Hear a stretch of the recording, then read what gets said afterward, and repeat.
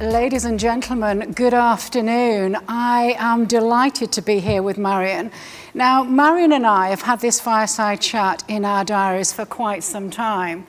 But as many of you will know, today the Joint Regulatory Oversight Committee, JROC as we affectionately call it, released their recommendations.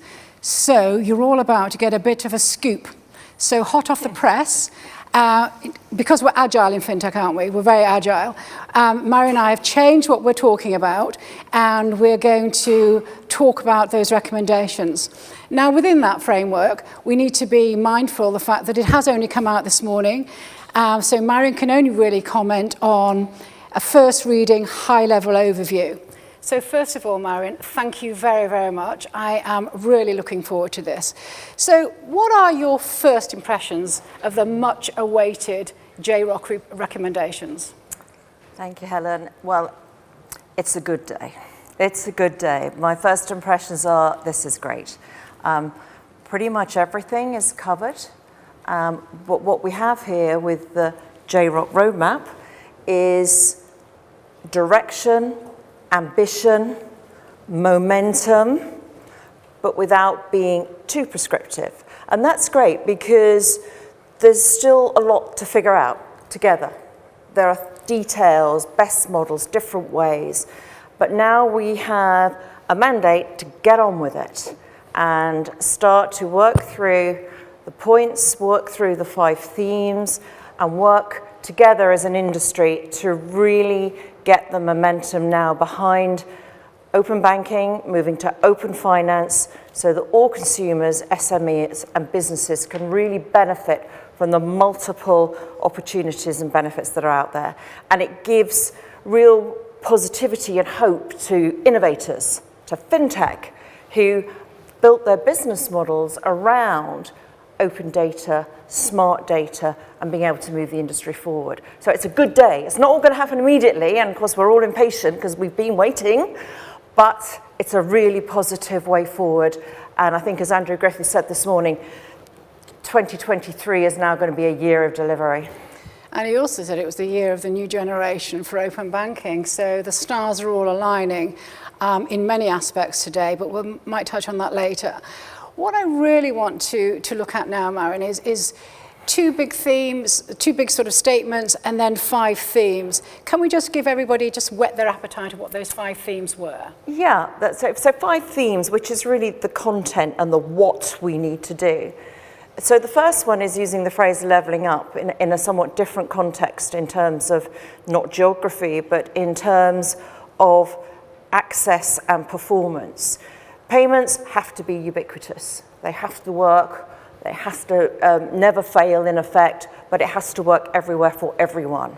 And we don't have that currently because open banking was formed off the CMA 9 order, as we know.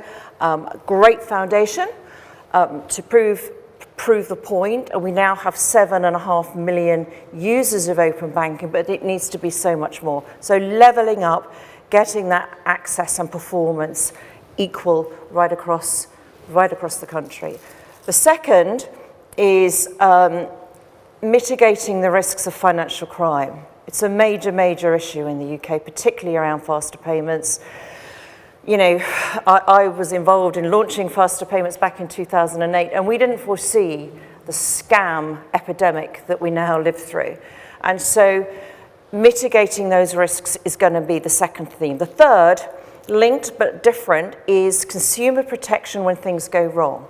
Dispute resolution, making it a comparable and capable service of dealing when transactions go wrong in the context of it being a real-time payment. Challenging, but possible.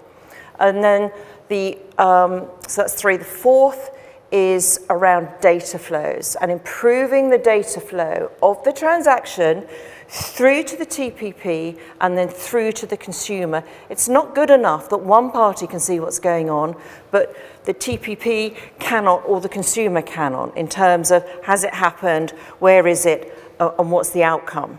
We need certainty in payments. And then the final one, which is I think perhaps the most exciting, is to promote the use cases of open banking, the art of the possible. There'll be many people in the audience and many people who've been here today thinking through what if we could? Well, this is saying let's promote the what if we could. And let's start with something very specific. So the JROC report asks us to start with piloting non-sweeping VRPs, not a very sexy title. All right, we've seen sweeping VRPs for me-to-me payments to help people manage their personal finance, but this takes it out into different third parties transacting and having those variable payments, which could fundamentally change subscriptions, could fundamentally change utility bill payments and regular payments. And so they're asking us to begin with that pilot. And to begin with that pilot, the APIs have to be there. And we have to do that work together. And so for me, that's really exciting, because then we can start to see those benefits really coming into the communities. And you use the word ambitious. I do think it's ambitious, and I do think it's exciting, particularly around the explicit requirement for payments, the multilateral frameworks for VRPs. And as you said, it's the art of the possible. Use your imagination. What can we now do? Yeah. So do you think then it addresses all of the issues we've been waiting for? I think it does. I think we have to be patient. You can't fix these things immediately or level up immediately, but we need now to set the plan, to set the timelines for delivery, to work to those, to communicate those, and to work with all the interested stakeholder groups to ensure that we keep on track and we do it in the right way. So what are you then expecting in the short term? Because you've still got a day job to do, delivering the order, OBL as you are now, should be the continuity entity. What will change in the short term for everybody? I think we'll start to see nothing in terms of the payment will change immediately, but the dialogue will change. The can-do will change in terms of setting up and working through the governance frameworks that are already in place. We had a good view of what might come, and we've prepared for that. And under Henk van Hoel of Open Banking Limited and the team, they've got things in place, working through the governance framework to make sure that we now trigger the actions and start pushing forward. So we'll see momentum now, we'll see pace, we'll start to see changes coming through from where we are. And let's not forget, we've developed something amazing in 5 years as a country. And you're absolutely right, that continuing to monitor and watch over, in effect, the CMA 9 order, and those standards are going to carry on as they are today. So it does address most of the pressing issues then around performance standards? Yes, it does. And in time, we need to have these things addressed. And again, I think the 5 topics or the 5 themes gives us a priority set. There will always be more. This is so expansive. And there's such a lot to it that this gives us a priority now. We can base it around those 5 themes and really start to forge forward. Yeah. So I want to just pick on one word you've used a couple of times, Marion, and that's momentum. Yeah. This recommendation has been widely awaited. So it's here, we've got very clear direction, we've got a framework, we've got themes, we've got 29 points and timeframes in which to deliver them. So we have a framework. So we now can lace up our trainers, we can get moving, get going. And you said just now, open banking, made in the UK, 2019, we are just 5 years old. We have achieved an amazing amount in 5 years. But does this now give the UK, and it is UK FinTech Week after all, does it now give the UK the platform to maintain its global leadership position? Yes, it does. It does. But we have quite a lot to work through. And one of the pressing things is, what is the commercial model? What is the economic model that underpins open banking we have today and going forward into open finance and utilizing smart data to drive new business models and create benefits, as I say, across the communities? CMA 9 order was funded by the 9 banks. we have to move forward, we have to grow, we have to level up, we have to push more use cases, but we have to find a way for this to be funded, and we have to find a way for that to be sustainable. Sustainable funding. It can't be every year going for another budget and hoping we get it approved. It has to be, you know, an entity, because OBL will move into a future entity or entities. That design will be led quite rightly by the PSR and the FCA. We have to keep that tight and controlled in the middle, but we have to facilitate an economic model that's fair for all, equitable, and enables faster payments, open banking to be invested in and move forward. Easy to say, really difficult to do actually, and we have to work together to do that. So that piece isn't prescribed in the roadmap, but it's recognised, and that's a key area that we have to move on quickly. So that would include things like the dispute framework, trust and liability, risk management. It will, but it also will include how is this paid for. This cannot be and continue to be a free service for all, because it needs investment.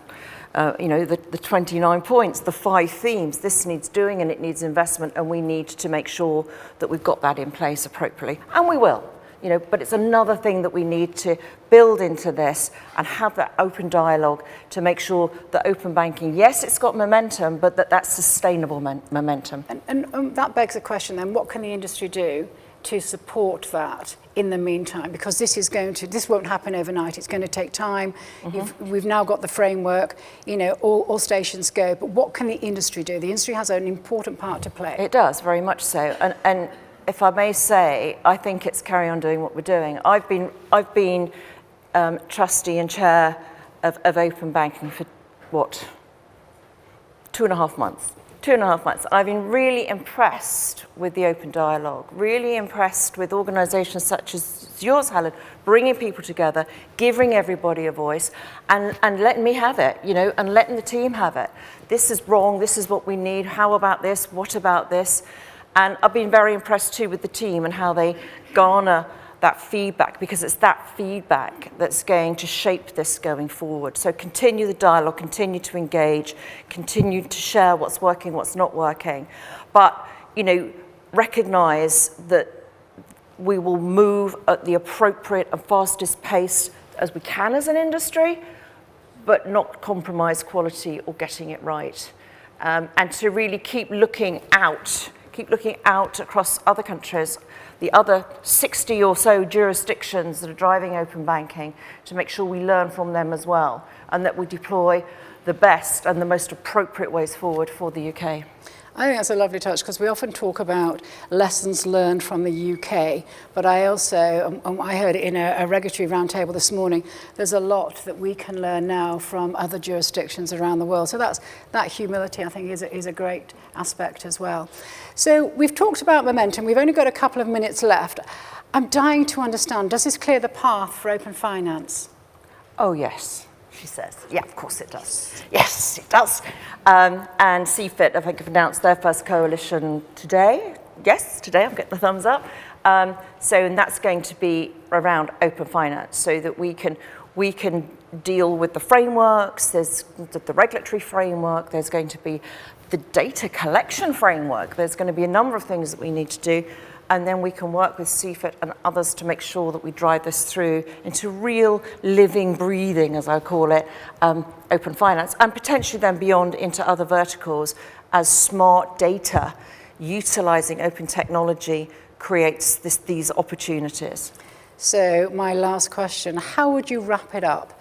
What would you say, for all our foreign delegates, what is the message that we want them to take home today, please, Marion? Gosh, well, I think you said we're lacing up our trainers. We're in the starting blocks again. And I think for all delegates and for all those with an interest, an intellectual interest or a vested interest in open banking, is we really are now going to drive this forward. We really are going to be creating new opportunities, new businesses, and moreover, demystify and make it easier for consumers and businesses to manage their financial health. And for me, that's really, really exciting. Phenomenally exciting.